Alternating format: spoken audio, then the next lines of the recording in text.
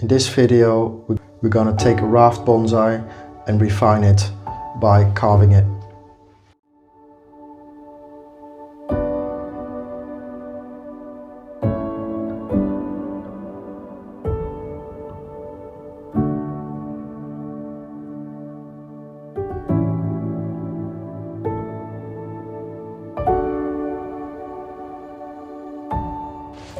Hello and welcome to another video. Today I've got this beautiful raft here in the workshop. Belongs to a good friend of mine from the club, and he gave it to me to improve it. It looks really nice. It's got nice movement to it, a proper raft. You've got different thicknesses in trunks, with this one being the biggest one, some smaller ones here. So really good composition already. So this has been dug up from the wild. This is a Yamadori. It's come from England. It's been collected 2 or 3 years ago. It has done a little bit of work to it already. Just had one wiring. But what we're going to do today is we're going to sort the saw cuts out. The collector of this tree carefully pruned this tree when he was collecting it, so he pruned all of the cuts towards the back. So when collecting he thought this is going to be the front of the tree, which in my opinion as well will be a very good front, because all the trees kind of come around you, makes a nice inviting image. So in that perspective, the collector decided to make the saw cuts facing the back, which is very good, but they still need dealing with.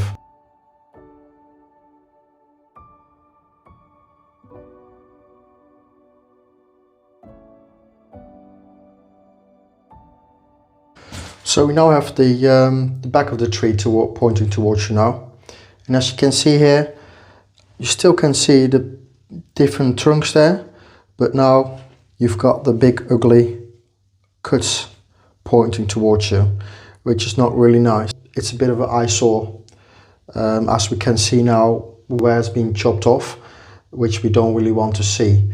So we're gonna deal with that in a while.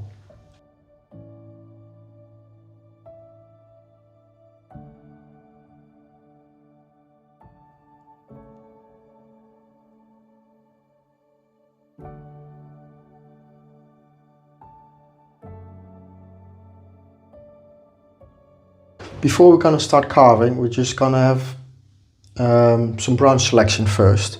There's still a few branches there that are just a little bit too close together. So we're going to have a little branch selection first, and then that gives the tree a really good start for this season to start growing with a proper structure. As too many branches are from one place makes really knobbly ends, and that's a little bit ugly, so we don't really want that. So we want to, for every tree, really want to space the branches out a little bit, so we won't get that when there's a lot of branches in a short space. There's a lot of sap flowing through that area, and that just creates bulging. For example, here we've got quite a lot of branches come from one point, so we just want to reduce that a little bit. And also by reducing the amount of branches, it will become a lot easier for us to just go in there and carve the stump out there.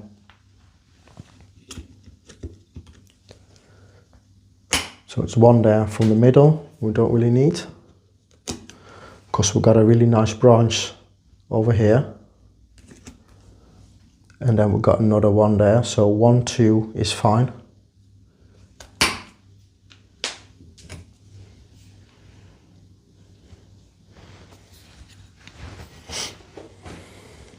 So one branch is in almost every position, so one just going back, sideways the other way, just like you organize a normal tree. So it's like if you got Yamadori tree, you got your first branch on the, for example, on the right, then the next one will be on the left, then you get one on the back, and normally another one in the front again, and then you start over again. One in the right, one in the left, and then just kind of like a big staircase. It just kind of goes up like that. And they're all on different levels as well, so they're not going to shade each other out that kind of way. And that's the same principle here. It's getting a bit more difficult when you just get towards these trees here, because they kind of will be shading each other out in time.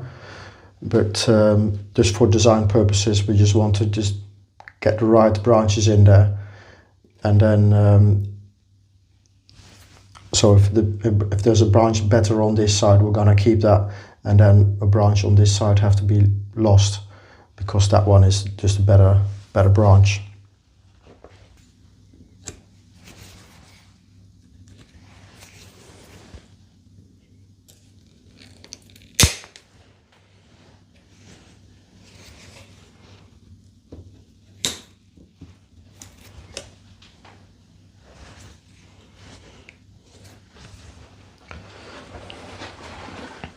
So over here, we've got a little bit of new branching coming from the base of the tree.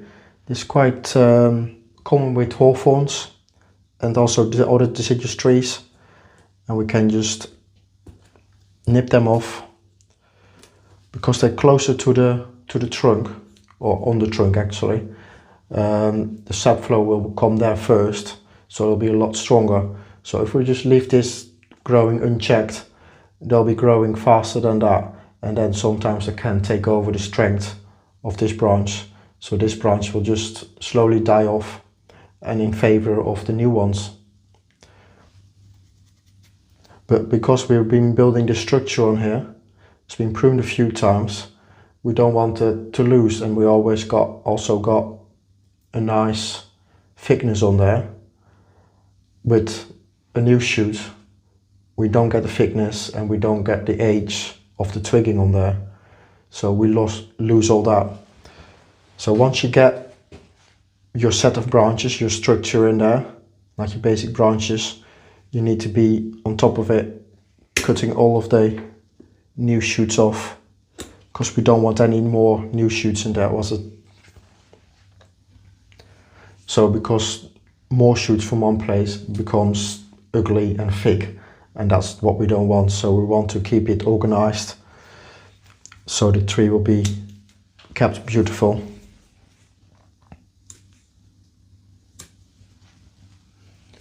So especially with hawthorns as well, they like to just bud up from the inside as well. So we also have to pay attention to that. So they like to just sprout from there. So every time you get like 3 coming from one point, that will become a problem. So we also have to sort that out. We have to keep rubbing them buds off to keep the junctions nice and clear, so we won't get the knuckles in the branching.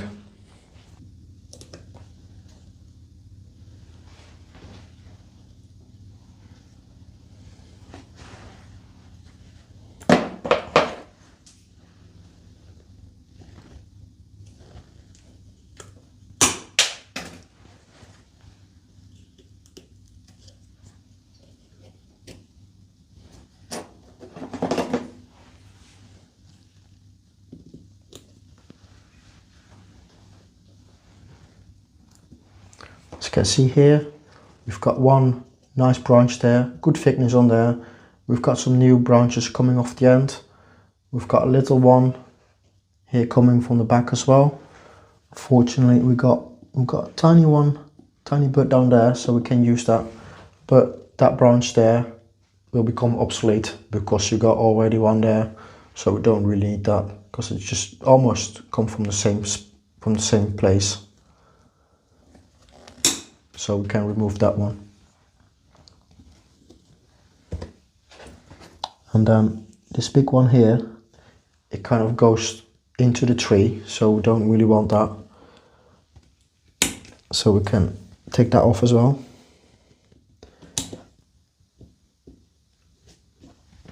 And now that put all the strength in the remaining branches and buds. We're on the tree now there. so that will become a lot stronger. Here we got 1, 2 there. I think I'll just choose that one to be kept, and then we'll just take this one off. And also for the carving, we can carve that out then as well.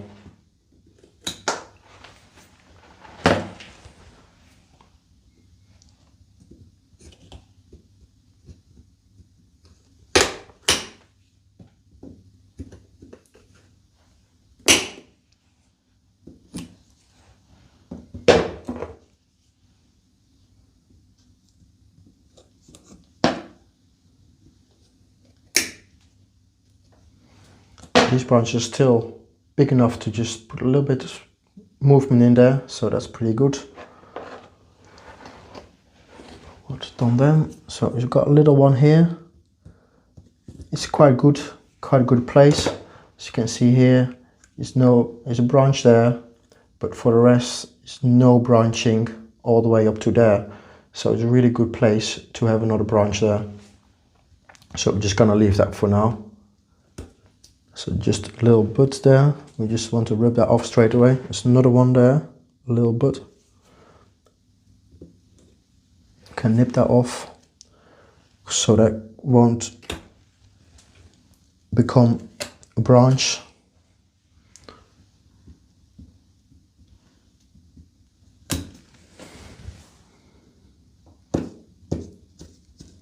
So when the trees just start to sprout out, the little buds, you can see them very clearly, and you can just rub them off with your fingers.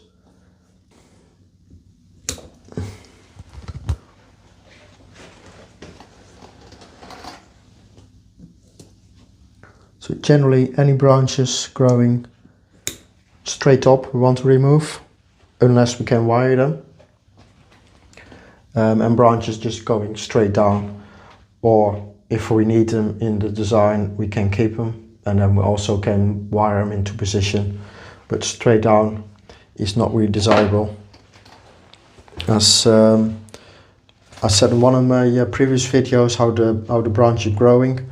So these ones are already pruned, so you can't really see how a proper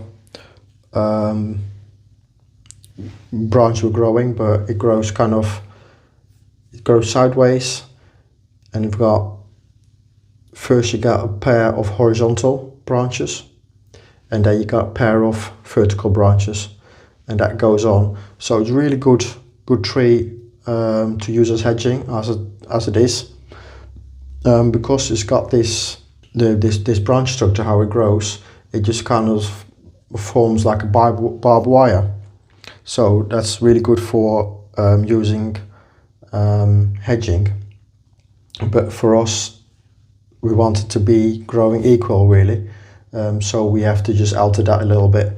So, but it helps us. So if there's one branch coming downwards and you want a branch going that way, it's really helpful.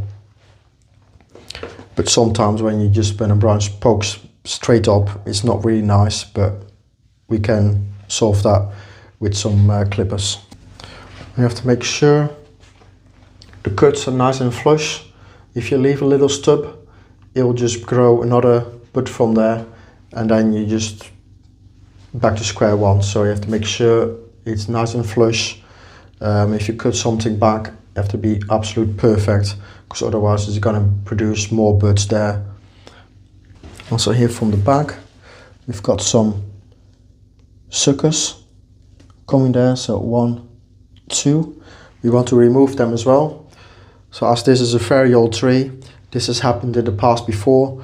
So the trees got nibbled by sheep or something, or a storm comes up and then just something breaks off and the tree just wants to regrow again. Mostly what it does is try to just regrow right from the base. What we just said, we're gonna remove them. And also deciduous trees and hawthorns alike, they like to throw out suckers. So what they do, they just throw new suckers out from the base, and they'll become part of the tree. So that's how rafts grow, really. So they start off with one plant, and then you get a sucker and another sucker and another sucker and so forth. So if there's, as long as there's room for the tree to grow, it will keep throwing out these suckers and keep building that raft kind of creeping habit.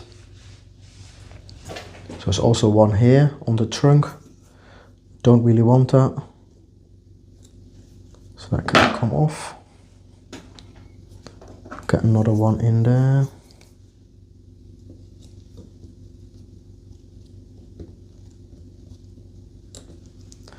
And also after the first pruning, we're probably doing a few first pruning in about May time. The tree will just have flowered then, I think, and then the extensions have come. As you can see here, there's a quite really good extension on there already from the last couple of weeks, but we're not going to prune that down yet because the branch is still very soft. So once the base has hardened off, so it just becomes as hard as the beginning part there, then we can think about pruning that. So after it's been pruned, it normally wants to throw out some new shoots and some new buds as well. So especially, again, around the base of the branch, it will sprout out new buds. On all the junctions, they'll have new buds coming again. And also, again, on the trunks and on the big branches, they'll have some more buds coming there. So it's quite intensive to pay attention to. So if you just leave this unchecked and you're just going to prune it over, you're going to have new shoots like this coming through, and then before you know, it's just like that high, and then you just prune over it, and then you don't really notice anything until the winter, and then you're like, oh, we've got a new branch there, and you're like, oh, I have to prune it off now, and then you've got an ugly cut there. So before it becomes a bigger problem, we want to be ahead of that, really, just to keep the tree looking at its best, so we don't have to intervene too much and we don't have to solve these problems all the time. So we want to solve it now, and then we don't have to do it again. It's kind of a little bit tricky just to get right into the interior of the tree because of the branches. So that's why we want to solve this, prune it back hard and make nice cuts right at the beginning, so we don't have to do it again. So it's get quite tricky, not even because you got a lot of branches in there, but also a lot of them have got thorns on them, as it says in the name, hawthorn, and that can be quite painful, but you get used to it after a while.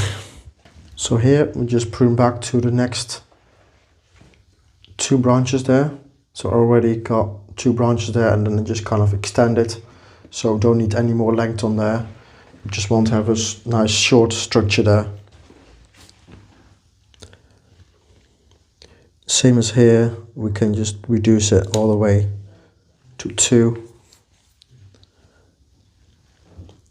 And that one we can reduce even more, all the way there, because we've got a branch there and a branch there. So we don't want a long branch with lots of twigging on there. We just want a short piece, and then it divides from there, and then it divides again, and it divides again. It just becomes a better structure. So see it as your hand. You just go 1 up, 2, 4, 8, and then it just becomes a bigger structure instead of having 1, 2, 2, 2, like a herringbone, which in certain sense it does bulk up your pad, but if you look underneath, it just looks very young because it goes go 1, 2, 2, 2, so it can be grown quite quickly, but a proper structure go from 1 to 2 to 4, it takes a bit longer.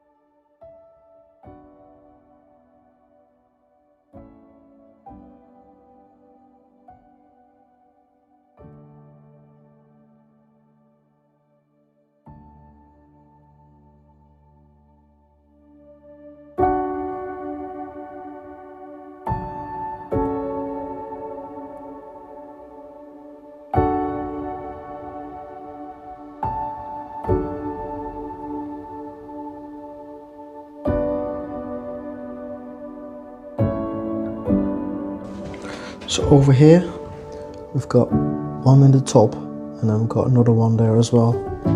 So we're just gonna reduce that to 1.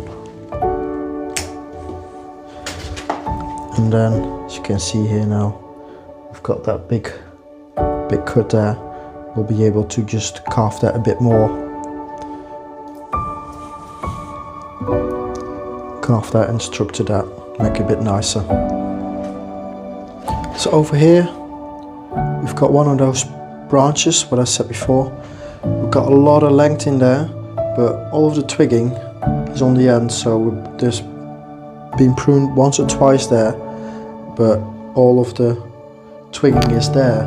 So we've got all this useless length there basically, and then the twigging starts here. So if we're gonna build the structure from there on, this year it's gonna double in size, so it will be a little bit bigger. Next year it's gonna be double in size, so we're gonna get quite a big tree there. So once the tree is gonna have a lot of twigging on there, but still the main structure is not really nice. It's got no nice movement in there, because the base of the tree looks really old, but then you got just a straight line of a branch, which doesn't really reflect in the oldness of the tree. So I said before, we want to prune it back as hard as we can, so we get a nice short internode, and from there on we're going to build our structure of branches. So all of this we want to have as close as possible to the trunk. So the more twigging we can create in a shorter space, the older the tree will look, and it will look proportionally nicer as well. So we've got bud here, and we got bud there as well. And just now for this one, this time we're gonna prune back there. So now we're gonna lose all of this, but that we want like this.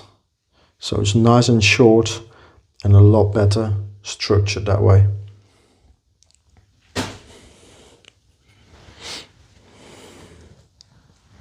So we've got another one here. It's nice, a couple twigging on there, but it's just way too long. So we're going to reduce it to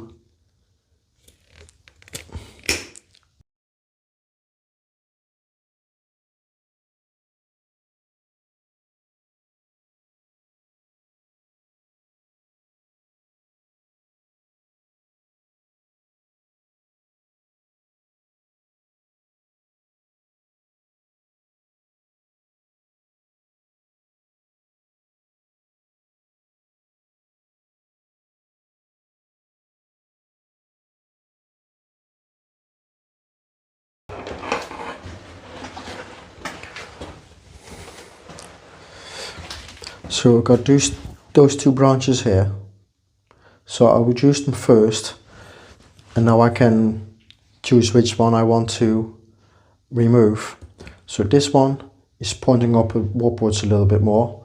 That one it's been wired already before, but that one is pointing downwards a little bit more. So therefore that one is just a little bit better.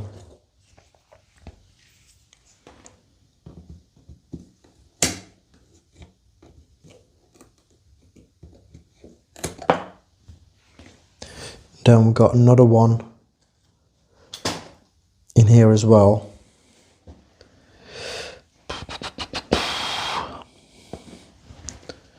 So I'm not sure about yet.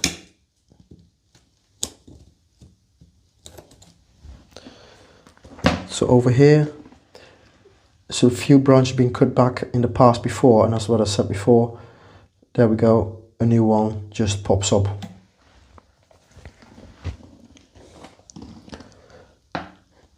So we don't really need one down there as well, because we already got this one here. So we can remove that one.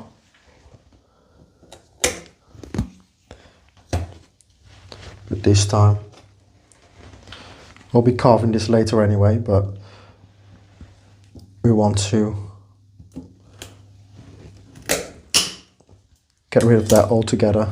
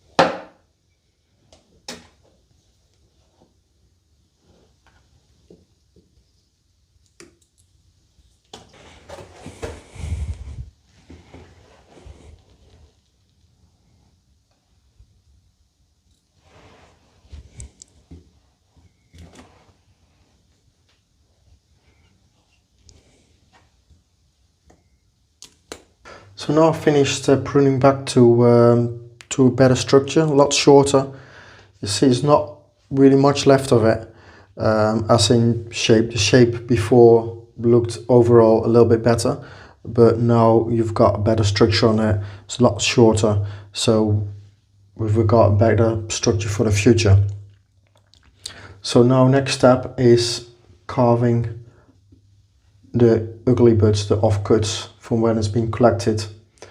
So I've reduced this part here quite a bit, as you see a picture here for how it started. There were just too many branches on one piece here, and this piece here is just kind of one size. So I want to reduce it as much as we can, so just kind of increase that taper effect into the branch. So this is quite thin at the time, but maybe in 2 or 3 years time it will be as thick as that, and then it'll be half the size of the trunk, and that will be a nice taper effect in there. Well, over here we've got 1, 2 and 3 off on one point. It's alright, I've pruned some of the branches out, so it's nicely spaced out, but I think this is a little bit, make this a little bit too bulk. So this is what happens when you leave things just to grow from the axes and stuff like that for 10, 15, 20 years. And then you get that real bulky stuff there. So don't really want that. So what we're gonna do is gonna take that out, so that makes that area a lot lighter there. So I'm just gonna do that with a little saw.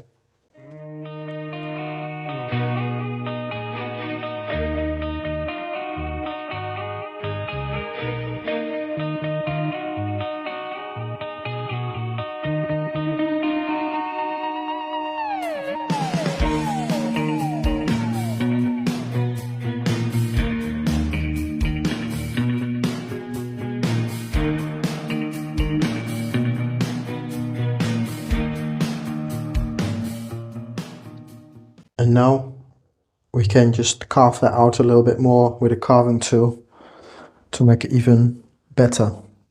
So just, as you can see here, there's a few pieces there. I just highlighted it, what they're gonna, just drawn what are gonna be taken away. And again, I'm gonna do that here as well. So we're gonna take this piece out of here. So we'll carve that into a nice V. When the sap goes past it, it just a nice flow around it basically.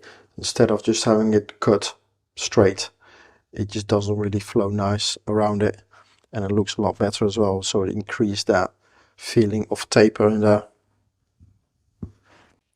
So you can see I've done a few over there already. One there, some over there as well, over there. As with the cuts, you will see some deadwood now in the front as well, but because it's nice and tapered, it will look a lot better than instead of it's here in the back. For example, it'll be nicely tapered, and we're just gonna taper that into a groove as well. So once these edges here start to callus over the years, it'll just start to roll in a little bit more. So also with the good thing of a carving tool is normally with some smaller branches we can use a nub cutter, and then you can just make a nice cut, and then we'll just have a nice concave edge to it, and then the callus can roll in and are gonna be smooth off over time. But with a big cut like that, it can be done, but it's really hard. Or you can use some hand tools, some hand chisels. You can chisel that out. That's also doable, but I prefer machine. It's a bit more precise, and with hammering and chisels, you just keep shaking the tree kind of so that's why I just prefer machine work. So that's what I'm gonna do there. Gonna make a nice little funnel in there, so when the colors start to grow, it just kind of grow over it, and it makes it nice and smooth. So with this way, it will heal over, but you have to grow it really well, like grow out a lot for the scallops to grow over quite a bit, and then you have to cut that off, and then you have to callus that one over. So there's a really long process, and this is a bit quicker way of dealing with these big saw cuts. Before we start carving, I will just guide you through some of the basic tools we're gonna use for now. For this project, we're gonna use a small rotary power tool. So this is similar to a Dremel or something like that. Just a small little power tool that will host a 3.2 millimeter shaft. So it's only for the smaller tools. Because it's a small machine, you only can use small bits on there. If you've got some bigger work, so if we've got the big cut here in the back, we've got another big one here and this bit here. We can use a Makita or something bigger, which will host another bigger shaft as well, and then also a bigger tool. But because you got quite small space in here, I prefer to use this one for now. So we got something like this. This is a little rotosaw, a Saburrtooth it's called. So all these tools are all available from Raft Bonsai, the company I used to work for. They still stock a lot of these products still. And this is my little collection of carving tools, collecting over the years. So most of them are all the small ones. So we can just go from little brushes to little drill bits, stuff like that. So for every different way of doing deadwood, you just need a little bit of different tools. So you can do all of the deadwood with one tool, but just like a painter, if you want to paint a masterpiece, it's better if you got a multiple of different type of brushes. And so it's also for carving tools. The more different tools you have, the more varied your work will be, and more interesting. Otherwise, with this you can only see, you only can make a certain shape with that, and that will show later on. We're not going to put too much detail in these in the deadwood. As with deciduous trees, I like to get the detail done by nature itself. So by the working of the wood, by the wet and the cold and the warmth of it. So the wood just starts to shrink and expand. And that's how it kind of makes the deadwood. You can also sandblast it as well if you really want to take it to the next level.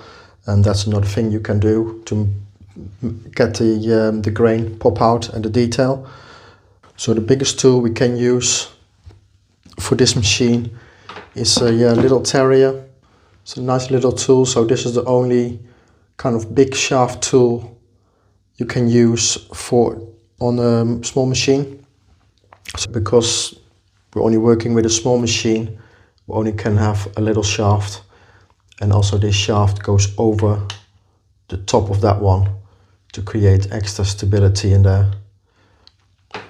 So it's the same price as a big one for a Makita, but you don't have to buy the Makita because you can do almost the same job with the small tool. So instead of buying a 250-pound Makita, you can buy a 50-pound Dremel and save yourself some £200.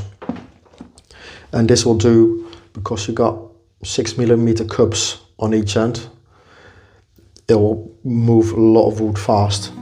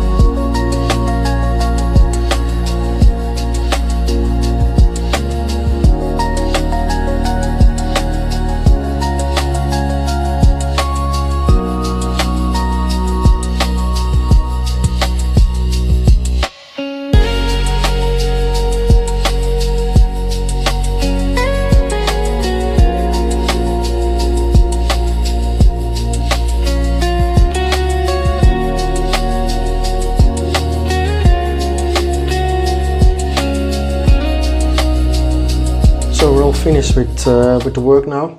So I've done all the carving on there. It's nice and clean now. So now we've sealed the ends where it's freshly cut. So if you can see closely where it started to look orange. So we still have to seal them up, so otherwise we're gonna get dye back and then we're gonna lose more live bark, which we don't really want. So this is the amount of dead wood we want to keep. And then the colors will grow and will look a lot more natural that way. So yeah, the tree already start putting some really good growth on there. So that one is already about 3-4 inches. So it's doing really well. So for this year we just wanted to let it grow. Then after the summer, about August time, we're gonna prune it back, and then we can start wiring all of the new shoots to fit in the design. So for now I've cut it really short for that same reason, so then we can grow the new shoots. So sometimes with deciduous trees the branches can be quite thick. So like that one, that's about 3.5 mil thick.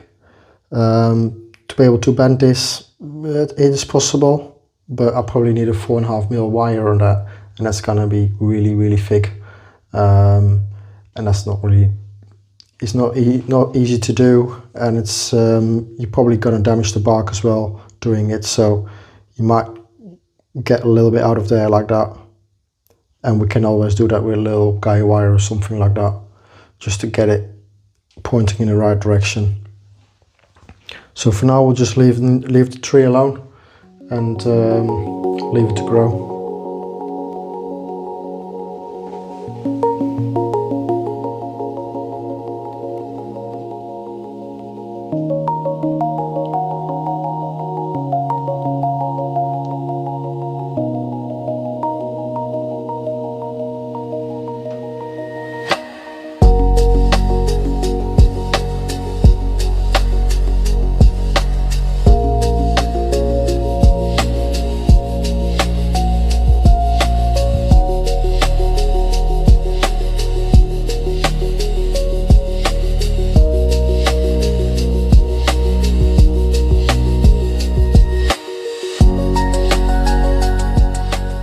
Well, thank you all for watching, and hopefully see you in the next one.